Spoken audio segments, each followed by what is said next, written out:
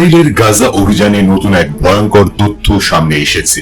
পাপের ঘরা পূর্ণ হলে হয়তো এমনই ঘটে।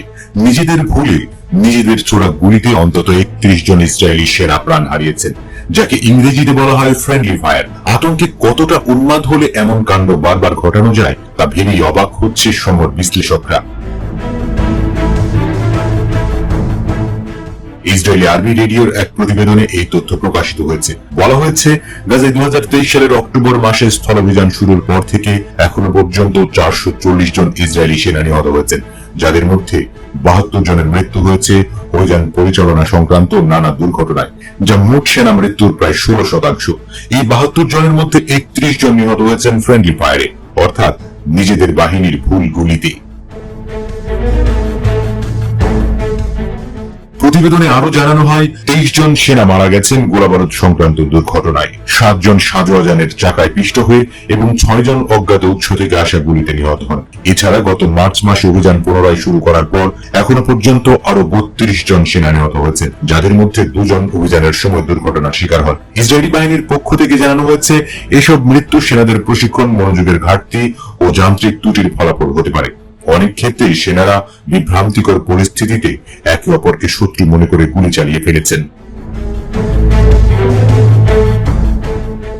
প্রতিদিন নতুন করে প্রাণহানির খবর উঠে আসছে গণমাধ্যমে। এমনকি সাম্প্রতিক একটি ঘটনায় এক ইসরায়েলি সেনা প্রাণ হারিয়েছেন উচ্চতা থেকে পড়ে গিয়ে। কেউ কেউ মারা গেছেন ইঞ্জিনিয়ারিং যন্ত্রপাতি ব্যবহারের অসাবধানতার কারণে। এসব ঘটনা ইসরায়েলি বাহিনীর যুদ্ধ পরিচালনায় নানাবিধ অব্যবস্থাপনার ইঙ্গিত দিচ্ছে বলে বিশ্লেষকরা মনে করছেন। যুদ্ধ কেবল শত্রুর সঙ্গে নয়, অব্যবস্থাপনা ও মানসিক চাপে নিজেদের মধ্যেও প্রাণঘাতী হয়ে উঠেছে।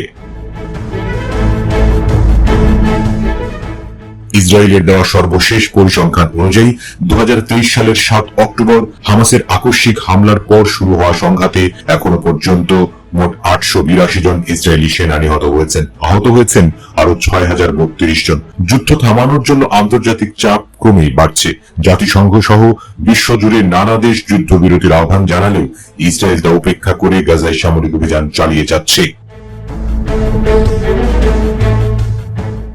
অন্যদিকে গাজার স্বাস্থ্য মন্ত্রণালয়ের তথ্য মতে, এই যুদ্ধ শুরু হওয়ার পর এখনো পর্যন্ত প্রাণ হারিয়েছেন 57,000-এর বেশি ফিলিস্তিনি। নিহতদের বড় অংশই নারী ও শিশু। ধ্বংস হয়েছে হাজার হাজার ঘরবাড়ি, হাসপাতাল, স্কুল, এমনকি শরণার্থী শিবিরও।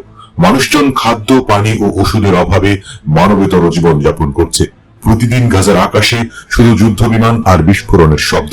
শিশুরা ঘুমাতে শেখে না, তারা শেখে কিভাবে ধ্বংসস্তূপ থেকে কাউকে টেনে বের করতে হয়। এমন পরিস্থিতিতে ইসরায়েলের প্রধানমন্ত্রী বেনিয়ামিন নেতানিয়াহুর বিরুদ্ধে আন্তর্জাতিক অপরাধ আদালত ICC গত নভেম্বরে গ্রেপ্তারি পরোয়ানা জারি করেছে।